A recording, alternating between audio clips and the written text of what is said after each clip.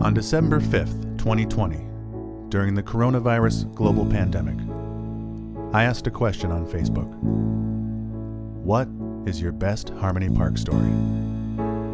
Over the course of the next 5 days, over 1,000 comments, telling stories, reacting to stories, correcting stories, were told.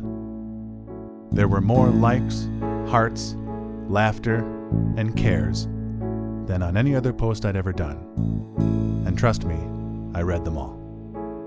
So here now is a collection of what I consider the best of the best stories of Harmony Park that we can talk about publicly. The names have been changed to protect the weird.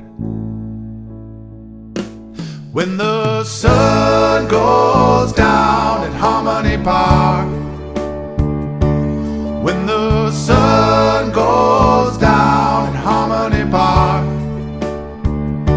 I'm talking way, way after dark. Then you know it's time to open up. Then you know it's time to open up that heart.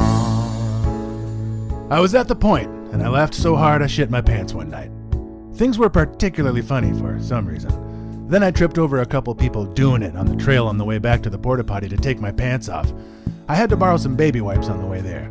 People are sweet and very generous when you're standing in front of them with an oops poops running down your leg. My pants were left behind that night. I will miss them. They were my adventure pants. It was their last adventure. One time, Uncle Hippie Person had too much fungus and spent the whole weekend up in a tree. He did fall out a couple times, but we had a bucket with a rope tied to it so he could get beer from us. While walking down to the main stage, my friends and I were going on and on about how much we love soup. I started loudly chanting, "Soup, soup, soup," and everyone walking down to the main stage started chanting with us. A lot of love for soup in the park.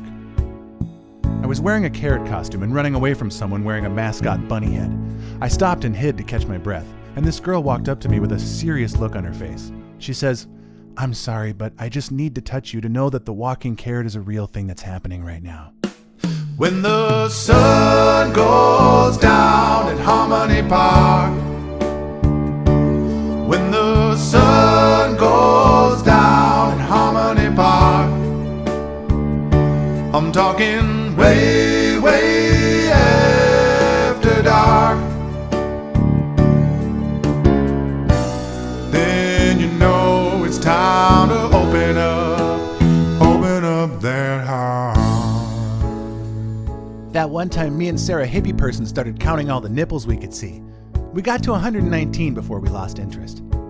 One of my favorite moments was when we lined up a bunch of wind-up toys, a T-Rex, a bunny rabbit, etc., on a card table, donned visors, held cigars, placed our bets, and then started them all up for the race.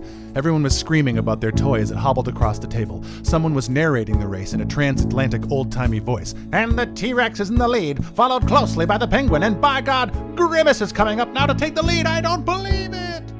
Definitely when a gal left her baby with me. When I was not in any condition to babysit a stranger's baby. And she didn't come back for a long time. At the camp next to us, this guy was tripping for hours upon hours. Also, someone had brought a human-sized teddy bear and had set him up along the walking path. At some point, this guy was very interested in the teddy bear, like super focused. My dad crouched behind the bear and started talking to this guy. The guy was so excited that the bear had acknowledged him and he was having a conversation with it. Also, later on that evening, I had to help that same guy out of his tent because he claimed it was melting on him. When the sun goes down at Harmony Park, when the sun goes down at Harmony Park,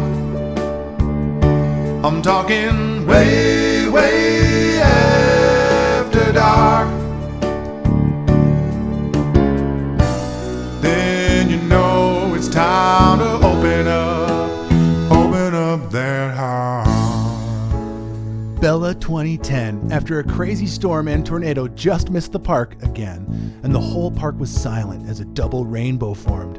While everyone was looking at it, a lightning bolt went right through it, and the entire park erupted in cheer at the same time. What does it mean?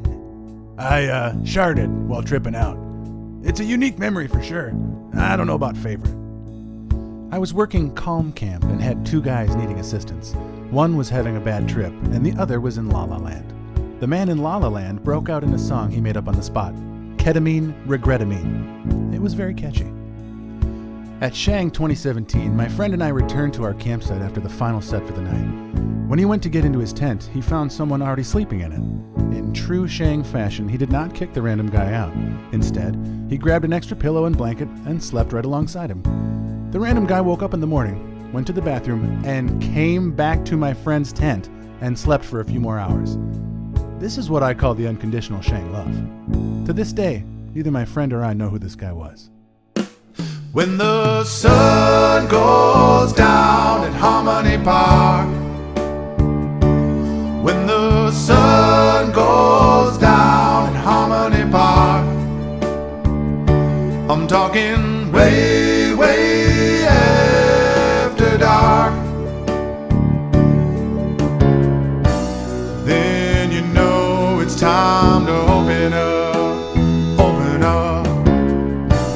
Then you know it's time to open up their heart. My very first festival was Shang. I was invited by some good friends who thought I would enjoy the experience. Despite that I had love deep in my heart, I was so lost, so angry at the world. I'm a big guy and I tend to give off an intimidating vibe. I've used this to my advantage to be left alone, so to speak, and it became a habit so I didn't even know I was doing it most of the time. Skip forward to my first day at Shang. After loading my stuff into my camp, I took one last trip to my car and was coming back into the grounds. I'm walking towards this guy about my size, and we are doing the awkward shuffle, trying to avoid running into each other. And then he intentionally jumps right in front of me and he goes, "Nope." I said, "Excuse me, man." He said, "You aren't going anywhere till you hug me." I was not a hugger at the time, and I was not only taken aback, but almost ready to defend myself. I tried to reject the hug, but the guy wouldn't accept no for an answer. I reluctantly hugged him. He squeezed me tight like he knew me my whole life, and he whispered in my ear, "You don't have to do that here, brother. Just relax and let go. You're home." And then he squeezed me even tighter.